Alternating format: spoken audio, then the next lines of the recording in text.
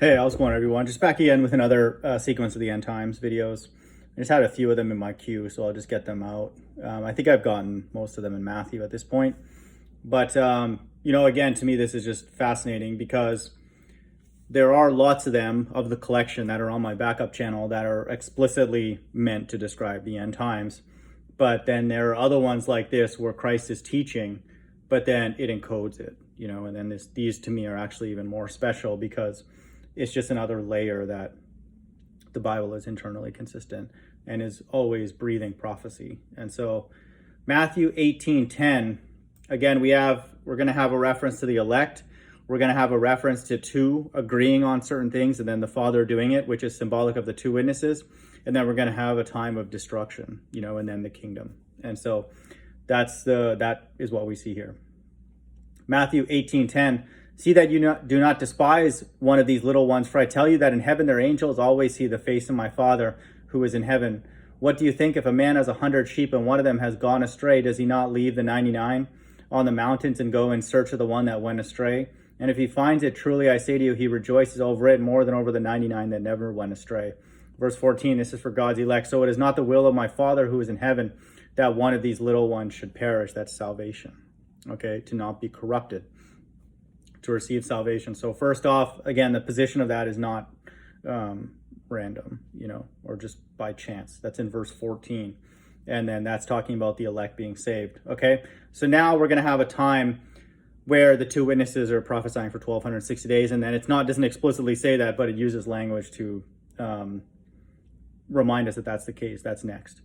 Verse 15, if your brother sins against you, go and tell him his fault between you and him alone. If he listens to you, you have gained your brother. But if he does not listen, take one or two others along with you, that every charge may be established by the evidence of 2 or 3 witnesses. Okay, remember that language, the 2 witnesses, in Revelation 11. If he refuses to listen to them, tell it to the church. And if he refuses to listen to even to the church, let him be to you as a Gentile and a tax collector. So this is a time of sifting. Okay, God's like, okay, if you don't trust the Bible or take God at his word, you need to see God, and then you have to go to these 2 witnesses, and then God will show you them, and then see that if that's enough for you to believe. And so just know that. So this is a layered meaning, to this. Truly, I say to you, whatever you bind on earth shall be bound in heaven, and whatever you loose on earth shall be loosed in heaven. So this is 18, verse 666. This is the time where the 2 witnesses are going to have power over the earth and the heavens. They're going to have power over the clouds, the sun, the water, the human body, everything, and so just know that. Again, this actually confirms it. Again, I say to you, if 2 of you agree on earth about anything they ask, it will be done for them by my Father in heaven. And that's the 2 witnesses who are given power over the earth, and then the heavens, which can refer to the atmosphere as well. And so, for where 2 or 3 gathered in my name, there I am among them. And so the 2 witnesses are brought here by Christ. And so he's among them. So now that again is the Great Tribulation period with the 2 witnesses, administering the plagues in Revelation 16. And they have control over everything. It's amazing. The only reason I would want to be around during that time is to go and talk to them, face to face. Moses and Elijah, who they are. Verse 21, then Peter came up and said to him, Lord, how often will my brother sin against me and I forgive him? As many as 7 times. Jesus said to him, I do not say to you 7 times, but 77 times. It just don't count, that kind of thing. Verse 23, therefore the kingdom of heaven may be compared to a king who wished to settle accounts with his servants. 77 also is 14 for God's elect. So that's coded language. Christ always uses like very specific numbers, okay? Just know that. And so 7 is a complete number. It's for people with the Spirit. And so the Bible will make sense to them. The 6 system, people, they don't even know, what are you talking about, to forgive? They'll just step on your throat to get the next whatever. So this language, all the stuff in the Bible is just nonsense for them. But it's God breathing, and then it's salvation for us who read it. Hope for that.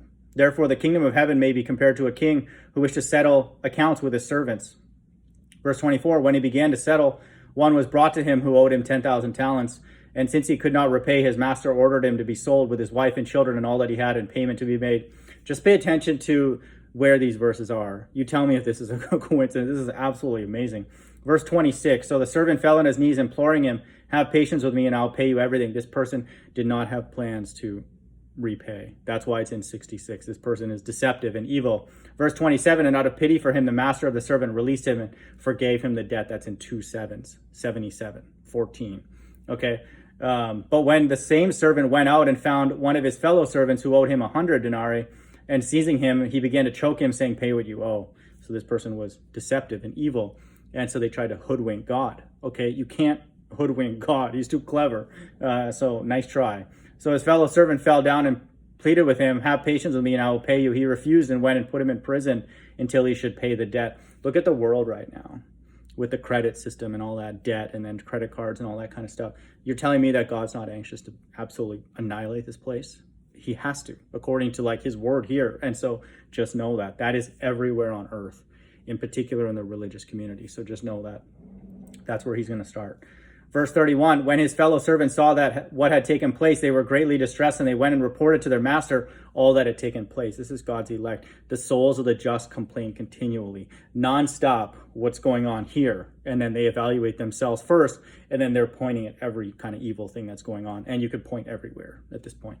Then his master summoned him and said to him, you wicked servant, I forgave you all that debt because you pleaded with me, and should not you have had mercy on your fellow servant as I had mercy on you? That's in verse 33. All these actors and deceivers, Freemasons and all that. And in anger, his master delivered him to the jailers until he should pay his debt. That's in verse 34, 444, FFF 666. Okay. So my heavenly Father will do to every one of you if you do not forgive your brother from your heart. And so this is God's judgment, the final judgment, and then so this is language that's talking about forgiveness and how important it is, but it's also layered prophecy. Okay. And so after the time of God's judgment for those unforgiving, evil people, we will have a reference to the kingdom, and then so if you continue on in Matthew 19:13, then children were brought to him that he might lay his hands on them and pray. The disciples rebuked the people, but Jesus said, let the children come to me and do not hinder them, for such belong the kingdom of heaven. And he laid his hands on them and went away. Okay. And so just know that, so then here we go. We have a reference to the kingdom of heaven. And so, also actually a little bit prior to this, there's a reference to Moses. And so he's one of the two witnesses. So this is where the Bible is just amazing. I mean, it's always consistent, and it's always going to give you like sort of clues here and there about what's going on. And then when you piece it together, it makes perfect sense, and then again, so Matthew 18 and then a little bit of 19 reaffirms the sequence of the end times. Hope everyone's doing well. Bye.